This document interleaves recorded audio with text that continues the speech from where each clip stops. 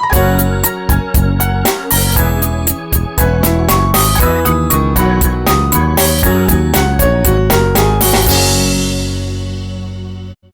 my name's Dr. Wayne Hammond. I'm the current CEO of Resiliency Initiatives based in Calgary. And it's my pleasure here to be with the Learning Partnership to talk about the concept of resilience and some of its implications for school and our goals around the academic success of kids. One of the current features in our thinking today is we need to start looking at a concept of looking at the strengths of our children as a starting point for enhancing their capacity to be successful. Traditionally, we've looked at this idea of kids need to be fixed in certain areas, and we tend to label, but one of the challenges of that is that kids tend to start to look at themselves differently. They actually almost start seeing themselves as not of worth. And therefore, it puts them in a position where learning and socializing in school systems or community tend to be a challenge for them. And so our research has actually moved to this idea that could we understand what those developmental strengths or those protective factors that if kids have them, they tend to take on challenges in very constructive ways. One of the studies that were out there was the UNICEF report in 2007.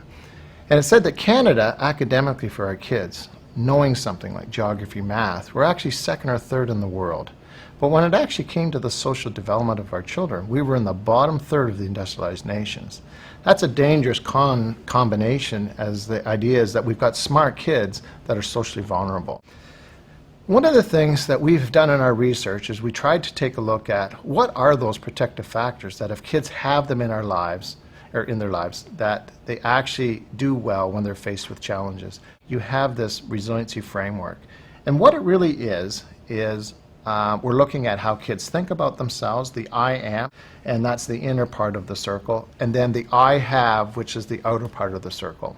And as you can see, there are areas where relationships are intricate to how kids develop. So we looked at family, peers. School played a really important role. Almost 1/3 of the factors fell into that category, and then we had community. So we now actually have a way to measure this. We actually have a questionnaire that actually gives us how kids are thinking about this in their lives. And for me, that's more important. How kids think about this and what they're experiencing to date is more important than what I think is going on in their lives. Because 9 times out of 10, I might be making assumptions or bringing social values to that the child is not able to experience or has never been experienced to. So one of the things that we're seeing in the research is that there's a need to listen to the story of children and use that as a starting point on how we might support them. And the resiliency framework shows us that some kids come with a very impoverished profile. They don't believe in themselves, and the relationships around them are not supporting them from a strengths perspective. Then you'll find that some kids have a mixture, and then some kids have a very strong I am and I have around them, which we see leads to very constructive coping. And so in the frame that you see there, we're now able to tell the level of capacity that a child or youth has. We also know that kids will experience challenges, and we can't protect them from that because there's always going to be challenges in their lives. But how the relationships around them support them, do they come from a perspective of believing in their capacity, seeing them of worth? It's almost like if you only view kids in your room as students, you're going to treat them a certain way. But if you view them as individuals with a story and of worth and that they have great potential to great things, you're going to look at it very differently and interact with them. And how kids start developing a sense of how they believe in themselves will lead to the I can. That's where we're going to get that pro-social behaviors that we're looking for. So the whole idea of resilience is how do those relationships around kids interact with them in a way that they bring out their potential? Are kids experiencing that, therefore believing in themselves, becoming more optimistic, and leading to the I can? Now what we've seen in our research is the I can is characteristic of 7 traits. And what we're looking at are social connectedness, manage ambiguity, adaptability, a sense of agency, moral directedness, and having a strength-based aptitude. When kids demonstrate these characteristics, or I call them core character traits, these kids take on challenges in life and vary. So what it's reflecting is they've got a good sense of who they are, and they seem to have those relationships around them. So when we're talking about social connectedness, what we're talking about is, do kids have strong relationships in their lives? Peers, adults, they know who's in their inner circle and who they need to keep on their outer circle. Managing ambiguity is that trait of, do kids know how to handle stress? Do they know that sometimes they're going to go through tough times, that life's not a bed of roses, that there's bumps and bruises, and they know that they can go through it, and they have a sense of hope and optimism that they will get through it.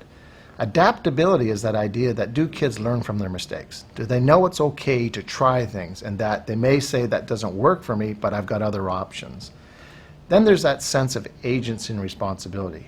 Do kids have a sense of belonging to something, that they have a role, that they belong to a school, that I'm a student and therefore I add value to that school? If I see something happening like violence, I step in because that's not the value system of our school. Moral directedness is that sense of, what's right and wrong? Do I have a sense that there's principles that will guide how I think and how I behave? And a strength-based aptitude is that idea of, do kids develop a strong sense of hope and optimism? Do they view themselves as being of worth? Do they have a sense that they can do things and that they can be successful? And then the other is emotional connectedness.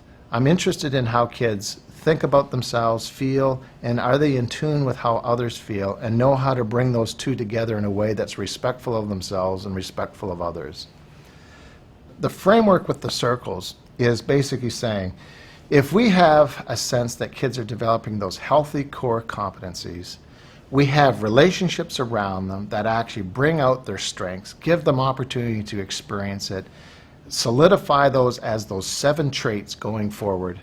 When we add knowledge and skills, we get very predictive coping. It's constructive. When kids don't have those core traits and relationships around and supporting, if you're just adding knowledge and skills, then it's unpredictable. We actually see that programs that come into schools enhancing anti-bullying or drug addiction or problem solving, and kids don't have that sense of who they are and relationships supporting them, that knowledge actually can be used in very negative ways. So the idea is to collaboratively work to create an ecology around children and youth that makes it increasingly difficult for certain high-risk problems to survive. As system administrators, as school supervisors, one of the things we need to know is our teachers in many ways are excellent in their instruction. I'm not sure how much we can really improve in that area. Where we need to take our focus to a more holistic approach is, are we actually creating an environment that prepares kids to be taught? Kids who feel optimistic, understand how to relate to others, have supportive relationships, have a moral directedness, when sitting in the classroom actually want to do well. They have a sense of wanting to please their teachers. And so you create the environment where teachers can actually do what they've been trained to do. But we need to pay attention to, how do schools facilitate as a hub those relationships around kids that they essentially need to build this sense of resilience. So really what our challenge is are we just going to be outcome focused? Are we just concerned about decreasing violence or decreasing those negative behaviors and looking for school attendance? Or are we actually creating a template for kids to thrive? That we're nurturing those 7 traits, that kids can experience it, get affirmed around it. And these are the same traits that these kids are going to carry forward into their adult lives. I think that this idea of resilience is not just something that it's a one lecture talk. It's something that we need to keep a focus on. In many ways, are we evaluating our programs to what degree they're actually enhancing this concept of resilience? Are we asking the question, what is it that we're doing that nurtures this capacity in our children and students? What is it that we're going to change in order to get better at it? And what are we actually going to let go because it's not adding to the picture at all? And it's not so much about adding new programs, but it's rather taking a look back and saying, what is it about our programs that if we just changed a bit would actually add to this balance of learning and knowledge, but making sure that those core character traits and those relationships around them are developing the social well-being of our children.